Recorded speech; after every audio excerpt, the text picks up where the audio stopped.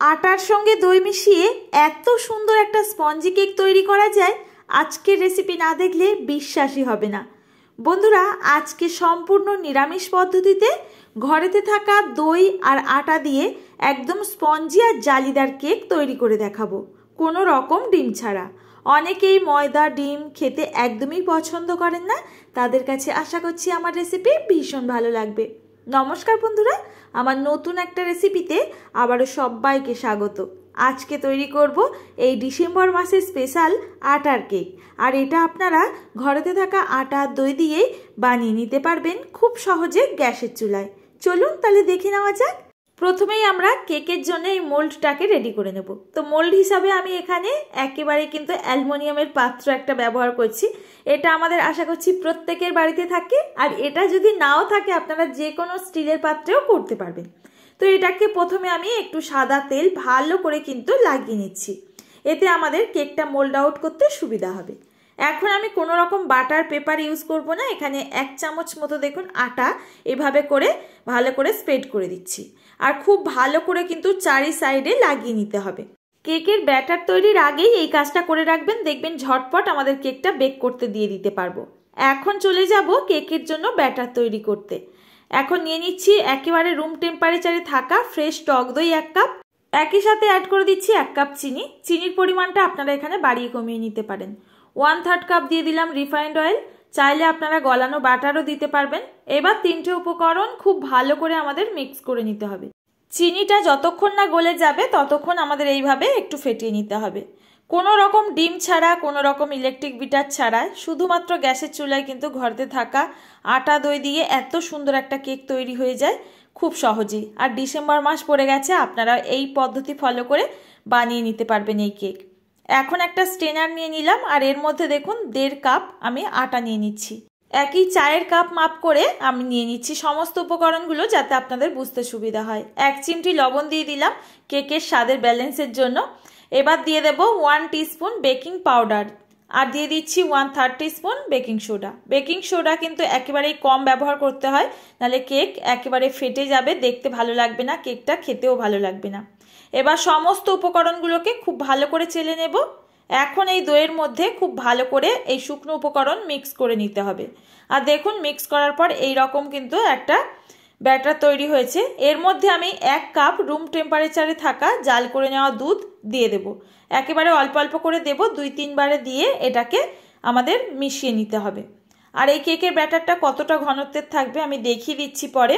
বন্ধুরা, আজকের রেসিপি যদি কোথাও ভালো লেগে থাকে এখনো পর্যন্ত একটা লাইক করবেন, কমেন্ট করতে কিন্তু একদমই ভুলবেন না। নতুন কেউ এসে থাকলে চ্যানেলটি সাবস্ক্রাইব করে নেওয়ার জন্য অনুরোধ রইল। পাশে থাকা নোটিফিকেশানের অল অপশানটা অবশ্যই ক্লিক করে রাখবেন, সবার আগে নোটিফিকেশান আপনার কাছে পৌঁছে যাবে। এখন কেকের ব্যাটার আমাদের পুরোপুরি রেডি, আর এর ঘনত্ব দেখেই বুঝতে পাচ্ছেন। আমি 1.5 কাপ আটার জন্য কিন্তু 1 কাপ দই আর 1 কাপ দুধ ব্যবহার করেছি। এখন কিছু ড্রাই ফ্রুট নিয়ে নিয়েছি, তো এই ফ্রুটসগুলো এর মধ্যে মিক্স করে দেবো। হাতের কাছে থাকা আপনাদের যে কোনো ড্রাই ফ্রুটস আপনাদের পছন্দসই দিতে পারেন। টুটি ফুটি, মোরব্বা, চেরি, কিশমিশ, আমন্ড এগুলোই কিন্তু আমি এখানে ব্যবহার করছি। আপনারা আপনাদের হাতের কাছে থাকা যে কোনো বাদামও ব্যবহার করতে পারবেন। অর্ধেকটা পরিমাণে বেশি একটু দিয়ে দিলাম, আর এই ব্যাটারের মধ্যে দেখুন একদিকেই কিন্তু ঘুরিয়ে ঘুরিয়ে মিশিয়ে নিচ্ছি সমস্ত উপকরণগুলোকে। এখন অ্যাড করছি 1 টিস্পুন ভ্যানিলা এসেন্স। এর জন্য কেকের যে সুন্দর একটা স্মেল থাকে এটা অ্যাড হবে এর সঙ্গে। হালকা হাতে এটাকে আবারও ফেটিয়ে নেব। আর কেকের জন্য ব্যাটার একেবারে তৈরি, এটাকে শুধুমাত্র বেক করলেই কিন্তু আমাদের স্পেশাল কেক একেবারে তৈরি হয়ে গেল। বন্ধুরা, এইভাবে কিন্তু সমস্ত রকম টিপস ফলো করে আপনারা আটা দিয়ে আর দই দিয়ে এই কেকটা বাড়িতে অবশ্যই ট্রাই করতে পারেন, একেবারে পারফেক্ট তৈরি হবে।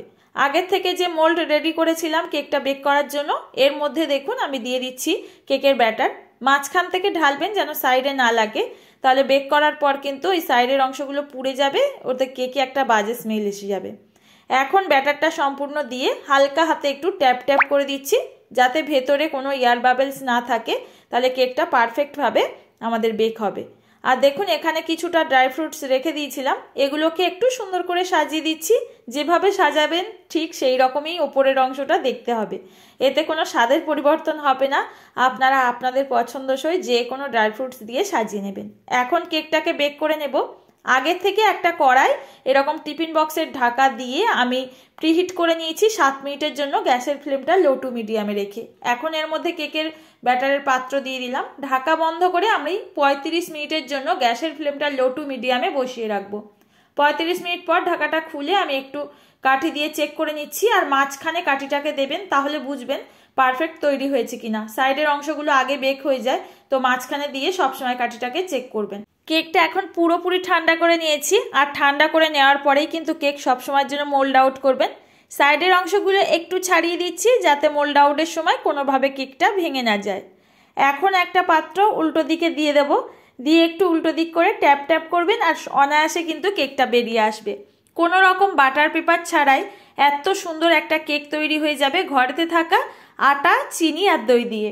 আজকের রেসিপি আপনাদের সাইডের অংশটা একটু দেখিয়ে দিচ্ছি, দেখুন কতটা পারফেক্ট তৈরি হয়েছে। এখন এই কেকটা কিন্তু পরিবেশন করতে পারেন। আর এই শীতের সকালে ডিসেম্বর মাসে কেক বাড়িতে থাকবে না, এরকম হতেই পারে না। আপনারা অনায়াসে ট্রাই করতে পারেন এই রেসিপি। এখন সাইডের অংশটা একটু ভালো করে দেখিয়ে দিই, দেখুন কত সুন্দর তৈরি হয়েছে। কোনো রকম ওভেন ছাড়াই কিন্তু আপনারা শুধুমাত্র গ্যাসের চুলায় এই কেকটা তৈরি করতে পারবেন। এখন কেটে দেখিয়ে দিচ্ছি কতটা পারফেক্ট হয়েছে, তাহলে বুঝতে কোনো অসুবিধা হবে না। ভীষণ সফট আর একেবারেই দেখুন স্পঞ্জ, আর ভেতরের অংশটা একেবারেই জালিদার। আজ আসি বন্ধুরা, দেখা হবে আবারও এরকম সহজ কোনো রেসিপির সঙ্গে। ততক্ষণ সবাই ভালো থাকবেন, সুস্থ থাকবেন। ভিডিওটির সঙ্গে এতক্ষণ ধরে থাকার জন্য অসংখ্য ধন্যবাদ।